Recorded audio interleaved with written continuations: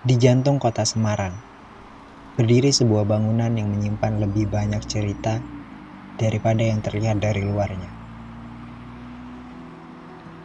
Orang-orang menyebutnya Lawang Sewu.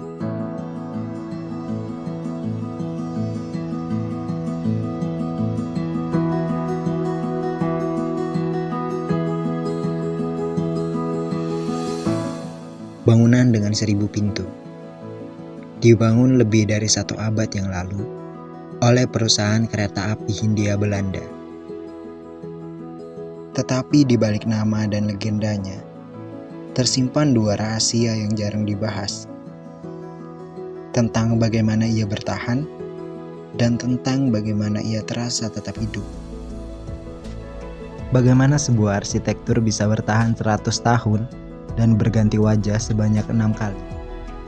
Bangunan yang sudah berganti wajah sebanyak 6 kali dalam 100 tahun, mulai dari kantor administrasi kolonial, markas militer, bangunan yang terlupakan, hingga bangkit kembali sebagai institusi budaya.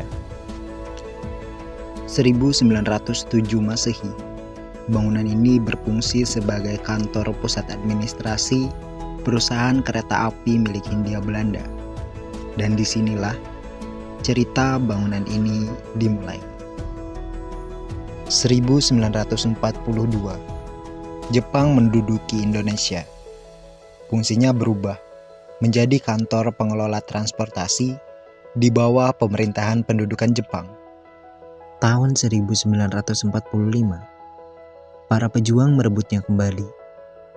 Gedung ini menjadi kantor operasional perkeretaapian milik Republik yang baru merdeka. Kantor DKARI. Tahun 1946, Belanda kembali. Gedung ini pun berganti fungsi lagi, menjadi markas militer. Setelah gejolak politik mereda, sebagian ruangnya nyaris terlupakan. Kosong, tak terurus, dan menunggu. Hingga akhirnya bangkit kembali dengan wajah ke-6-nya, institusi budaya, museum, dan juga ruang publik. 6 fungsi, 6 era, dengan satu bangunan yang sama. Fungsi ruangnya telah berubah total, tetapi struktur aslinya masih berdiri megah sejak 1907 Masehi. Inilah Adaptiprius, sebuah seni yang membiarkan masa lalu menampung kehidupan baru tanpa meruntuhkannya. Ruang yang dulunya eksklusif milik kolonial, kini bertransformasi menjadi milik publik. Sejarahnya tidak dihapuskan, ia diberi napas yang baru. Karena arsitektur terbaik bukan yang paling kuat melawan waktu, tetapi yang paling pintar beradaptasi dengannya.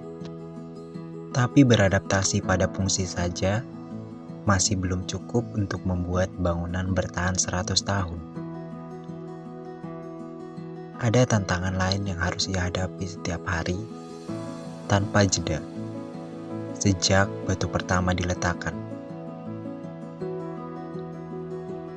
Tantangan yang tidak datang dari manusia, tetapi datang dari alam itu sendiri. Bagaimana sebuah bangunan bisa tetap dingin di tengah kota yang terkenal paling panas di Jawa Tengah? Jawabannya, karena bangunan ini sudah tahu caranya mendinginkan diri sendiri sebelum AC banyak digunakan. Dan rahasianya ada di atas sana. Udara panas dari dalam naik lalu keluar melalui menara ini, lalu menarik udara sejuk masuk dari bawah. Jendela besar, bukaan saling berhadapan, langit-langit tinggi, semua dirancang untuk satu hal. Ini bukan suatu kebetulan. Ini adalah kecerdasan pasif, bangunan yang belajar bernapas mengikuti iklim tropis, bukan melawannya. Jauh sebelum AC banyak digunakan, arsitektur ini sudah tahu satu hal, bagaimana cara untuk membuat manusia tetap nyaman berada di dalamnya. Dua prinsip dengan menara sebagai cerobongnya dan bukaan sebagai jalur masuk udaranya. Bekerja bersama sepanjang hari, tanpa henti, tanpa listrik. Tetapi prinsip ini tidak hanya berhenti di satu menara saja. Ia mengalir ke seluruh kompleks dari gedung utama hingga gedung yang lainnya.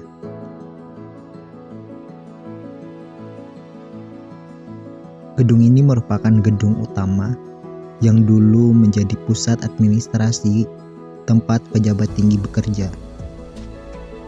Dan kini, ruang yang sama berubah menjadi galeri utama, menyimpan cerita, bukan lagi berangkas.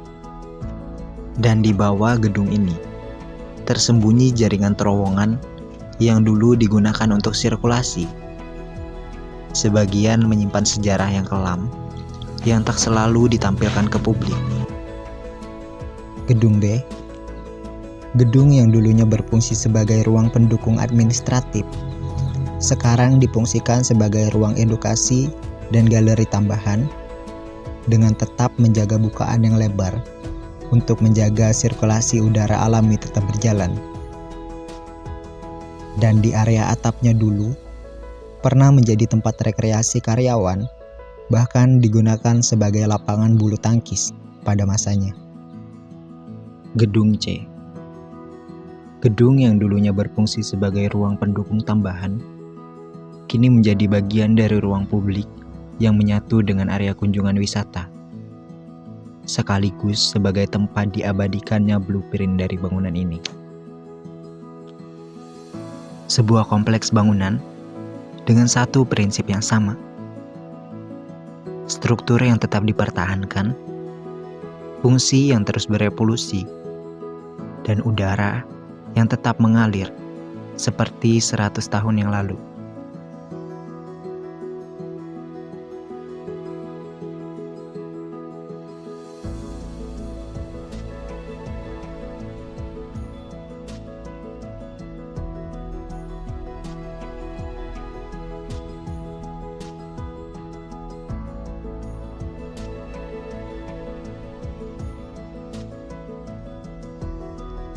Adaptiprius menjaga jiwa bangunan tetap relevan, dan Stark Effect menjaga tubuhnya tetap nyaman.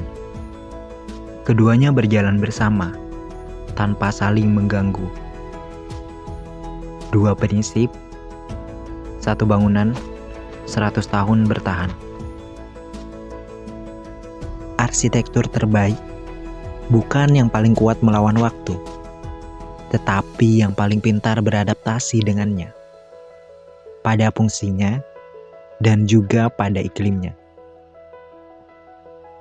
Lawang Sewu tidak hanya bertahan 100 tahun.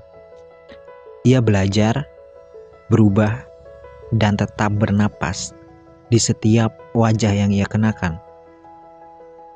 Dan mungkin disitulah pelajaran sesungguhnya bagi kita hari ini. Di tengah krisis iklim dan kota-kota yang terus tumbuh lebih panas, bangunan berusia lebih dari 100 tahun ini justru menyimpan jawaban yang kita cari sekarang.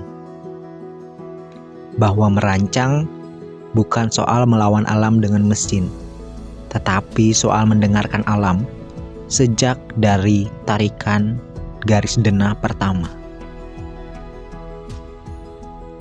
Dan 100 tahun yang lalu, arsitektur ini sudah menjawabnya. Pertanyaannya sekarang, sudahkah kita mendengarkannya?